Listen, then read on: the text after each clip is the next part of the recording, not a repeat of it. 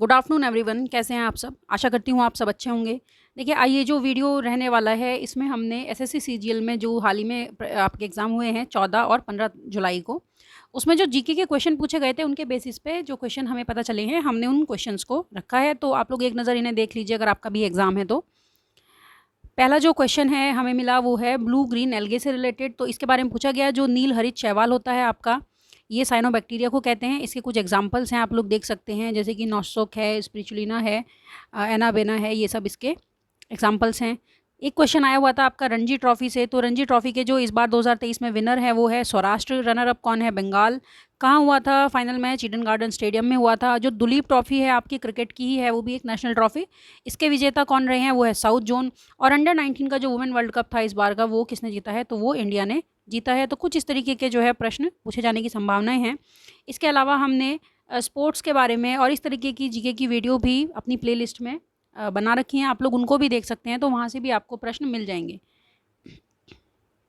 फिर आपका नीति आयोग से क्वेश्चन पूछा गया था। तो नीति आयोग के बारे में आप लोग देख लीजिए। नीति आयोग के सीईओ कौन है? तो वो हैं आपके BVR सुब्रमण्यम। चेयरपर्सन कौन है? तो नरेंद्र मोदी जी, प्रधानमंत्री चेयरपर्सन होते हैं। वाइस चेयरमैन कौन है? तो सुमन बेरी जी हैं। और नीति आयोग का गठन 1 जनवरी 2015 को हुआ था। इसके अलावा एक क्वेश्चन आपका क्रिकेट बॉल से रिलेटेड आया हुआ था। क्रिकेट बॉल का इसमें वेट पूछा गया था। तो क्रिकेट बॉल का वेट आपका 155.9 ग्राम्स भी होता है। आईसीसी वर्ल्ड कप जो 2023 में होगा, मेंस 50-50 वर्ल्ड कप, वो आपका इंडिया में होना प्रस्तावित है। ये इंडिया में ही होगा इस बार। इसके अलावा जो स्पोर्ट्स से रिलेटेड जो और भी कप हैं या फिर ट्रॉफी हैं, जैसे कि विजय हजारे ट्रॉफी, ये सब हमने अपनी जो है वीडियो में ये सब आपको बताया है। तो आप लोग प्लेलिस्ट में जाके स्पोर्ट्स कप वाली आप वीडियो देख लीजिए। एक प्रश्न आपका यूसीसी से आया था, यानी कि यूनिफॉर्म सिविल कोड। तो यूनिफॉर्म सिविल कोड क्या है? समान नागरिक संहिता किस अनुच्छेद में है? तो आर्टिकल 44 में है। पहला राज्य कौन था इसको लागू करने वाला? वो था गोवा। वर्तमान में क्यों इसके बारे में बात हो रही है आप लोग देख लीजिए। उत्तराखंड में जो राज्य है, हाल ही में इसने भी घोषणा की है कि हम भी यूसीसी लेके आएंगे, और इसके लिए उन्होंने एक 5 मेंबर की कमेटी भी बनाई है। एनईपी नई राष्ट्रीय शिक्षा नीति 2020 को लागू करने वाला भी उत्तराखंड ही पहला राज्य था। और अब अगर वर्तमान में यूसीसी लागू होता है तो उत्तराखंड राज्य में ही वो लागू होगी। और हमने कहाँ से लिया है ये कॉन्सेप्ट? हमने ब्रिटेन से लिया है। और आर्टिकल इसके बारे में है 44। और जो ये 44 आर्टिकल है किसके अंडर है? तो ये हमारा DPSP के अंडर है, यानी कि राज्य के जो भी नीति निर्देशक तत्व हैं। और जो राज्य के नीति निर्देशक तत्व हैं ये संविधान के किस भाग में हैं? तो ये आपके 4th पार्ट में ये आपके हैं। अब एक क्वेश्चन आपका ओजोन लेयर से पूछा गया था। तो आप लोग देख लीजिए ओजोन लेयर के बारे में। ओजोन लेयर आपकी कहाँ पे होती है? ओजोन लेयर आपकी स्ट्रेटोस्फेयर में होती है। देखिए, जो अर्थ है उसका जो एटमॉस्फेयर है वो 78% नाइट्रोजन और 21% ऑक्सीजन और 1% अदर गैसेस से मिलकर बना है। तो ये रेशो भी पूछा जा सकता है।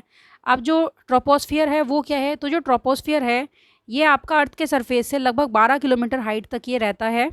और जो ये ट्रोपोस्फियर है ये आपका पोल्स पे सबसे इसकी हाइट कम होती है, जो ध्रुव हैं पृथ्वी के।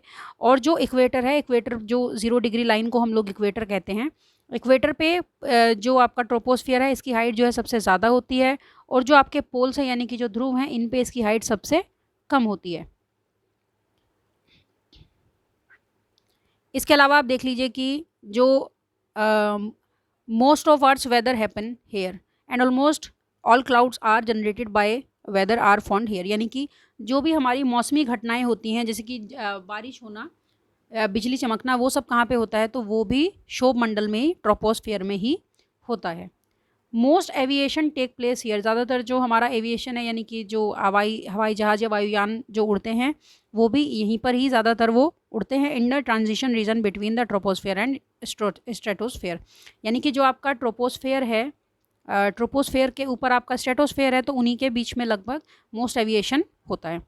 अब स्ट्रेटोस्फियर की बात आ गई, जो हमने देखा था, जिसे हम ओजोन लेयर भी कहते हैं। तो जो स्ट्रेटोस्फियर है आपका, ये हाईएस्ट पार्ट है। It is also the highest part of atmosphere that jet planes can reach. तो जेट प्लेन जो है, जो जेट प्लेन्स हैं वो कहाँ तक जा सकते हैं? तो वो स्ट्रेटोस्फेयर तक जा सकते हैं। इसके बाद में आपका मीजोस्फेयर आ जाता है। तो मीजोस्फेयर जो है सबसे ठंडी लेयर है हमारे अर्थ सिस्टम की। फिर आपका थर्मोस्फेयर आ जाता है। तो ये इसका जो थर्मोस्फेयर का जो लोएस्ट पार्ट है उसी में ही आयनोस्फेयर है। आयनोस्फेयर जिसे हम आयन मंडल भी कहते हैं। और जो भी रेडियो प्रोसेसिंग होती हैं वो भी आयनोस्फेयर में ही काम करती हैं। जो आपका ISS है, इंटरनेशनल स्पेस स्टेशन, वो आपका कहाँ पे है, तो वो ऑर्बिट आपका थर्मोस्फीयर में ही है। इसके अलावा आप लोग देख लीजिए, जो हमारी हॉटेस्ट लेयर है वो भी कौन सी है, वो भी है हमारी थर्मोस्फीयर। और जो हमारी कोल्डेस्ट थी, हमने अभी देखा कोल्डेस्ट वाली कौन सी थी, तो जो सबसे ज़्यादा जो ठंडी जो लेयर है वो आपकी मीजोस्फीयर है, और जो सबसे गर्म है वो आपकी थर्मोस्फीयर है, क्योंकि ये सन के सबसे ज़्यादा नज़दीक है। इसके अलावा एक क्वेश्चन आपका प्रेसिडेंट से भी आया हुआ था, तो राष्ट्रपति कौन है वर्तमान में, द्रौपदी मुर्मू जी हैं, और ये संथाल जनजाति से इनका संबंध है। ये सबसे यंगेस्ट प्रेसिडेंट हैं अभी तक की, यानी कि सबसे कम आयु में प्रेसिडेंट बनने वाली महिला या पुरुष कोई भी ये हैं, और ये दूसरी महिला भी हैं इस पद पे आने वाली। आर्टिकल 52 से 62 यानी कि 52 से 62 राष्ट्रपति से संबंधित होते हैं। 123 में अध्यादेश के बारे में होता है। 143 143 में सुप्रीम कोर्ट से एडवाइस लेने के बारे में होता है राष्ट्रपति के। आर्टिकल 55 उनके इलेक्शन मैनर के बारे में बताता है कि उनका इलेक्शन किस तरीके से होगा। आर्टिकल 72 बताता है पावर टू ग्रांट पैडन यानी कि क्षमा दान की जो शक्ति है उसके बारे में, और 60 में उनकी शपथ के बारे में बताया गया है। और 61 में इम्पीचमेंट यानी कि राष्ट्रपति पे महाभियोग के बारे में बताया गया है। इसके अलावा सिटीजनशिप, नागरिकता से प्रश्न आया हुआ था। नागरिकता में हम आर्टिकल 5 से 11 को लेते हैं। 26 जनवरी 1950 से हमारी जो है नागरिकता लागू हुई थी। जो आर्टिकल 6 है वो बताता है कि माइग्रेटेड फ्रॉम पाकिस्तान, जो लोग पाकिस्तान से भारत आए। और आर्टिकल 7 जो लोग पाकिस्तान चले गए, तो इनकी नागरिकता आर्टिकल 6 और 7 में है। और आर्टिकल 8 में है रिजाइडिंग आउटसाइड इंडिया, यानी कि भारत के वो नागरिक जो भारत से बाहर रहते हैं, जॉब वगैरह के लिए जो बाहर रहते हैं। फिर आपका है पार्लियामेंट पावर, ये आपका पार्लियामेंट पावर है आर्टिकल 11 में, यानी कि संसद को अधिकार है कि वो नागरिकता से संबंधित जो है नियम बनाए। और सिटीजनशिप एक्ट कब आया था, तो 1950 में आया था। तो फटाफट आप इसको देख लीजिए। इसके अलावा एक क्वेश्चन आपका नेशनल एंथम से आया था, तो नेशनल एंथम को सबसे पहले कब गाया गया था, तो सबसे पहले 27 दिसंबर 1911 को, जब INC का कलकत्ता अधिवेशन हुआ था। लेकिन इसको बनाया कब था, तो इसको जो है बना के तैयार किया था, यानी कि कंपोज इसको कर दिया था 11 दिसंबर 1911 को श्री रविन्द्रनाथ टैगोर जी ने। एक्सेप्ट कब किया गया था, ये बहुत ज़्यादा पूछा जाने वाला प्रश्न है।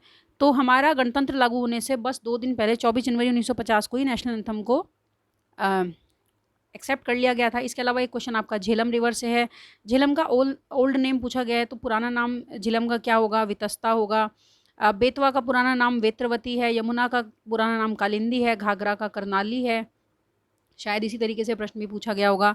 तो अन्य नदियों के नाम आप लोग देख लीजिए। स्वात का है सुवस्तु, ब्यास का है बिपाशा नदी, और सतलुज का है शतुद्री नदी, और रावी को परुष्णी नदी भी कहते थे। कुछ अपकमिंग स्पोर्ट्स इवेंट्स के बारे में बताया गया है। वैसे आपको इसके बारे में डिटेल वीडियो भी आज शाम तक हमारे चैनल पे मिल जाएगी। तो अपकमिंग जो स्पोर्ट्स इवेंट्स हैं, जैसे कि कॉमनवेल्थ गेम्स 2026, तो ये ऑस्ट्रेलिया में होंगे, विक्टोरिया में। 2024 का ICC men's T20 world cup आपका USA एंड वेस्ट इंडीज़ में होगा। 2023 का एशिया कप आपका पाकिस्तान में होना प्रस्तावित है। इसके अलावा ICC women's cricket world cup आपका 2025 वाला इंडिया में होगा। विंटर ओलंपिक्स आपका 2026 वाला इटली में होगा। 2024 में आपका जो यूथ विंटर ओलंपिक है ये आपका गैंगो साउथ कोरिया में होगा। 2023 का आपका FIFA under twenty men's world cup China में होगा। और 2026 का आपका FIFA world cup USA, Canada और मैक्सिको तीनों जो है जॉइंटली इसको होस्ट करेंगे। इसके अलावा 12th क्वेश्चन, जैसे कि एस्टिमेट कमेटी यानी कि आपका जो है प्राक्कलन समिति से संबंधित कोई प्रश्न। प्राक्कलन समिति देखिए सबसे बड़ी समिति है, 30 मेंबर होते हैं और सबके सब लोकसभा से होते हैं। इसके अलावा आपकी होती है एक पब्लिक अकाउंट कमेटी यानी कि लोक लेखा समिति। इसमें 22 सदस्य होते हैं, 15 लोकसभा से और 7 आपके राज्यसभा से। ठीक इसी प्रकार सार्वजनिक उपक्रमों की जो समिति है, कमेटी ऑन पब्लिक अंडरटेकिंग्स, उसमें भी 22 सदस्य हैं, 15 आपके लोकसभा से और 7 आपके राज्यसभा से।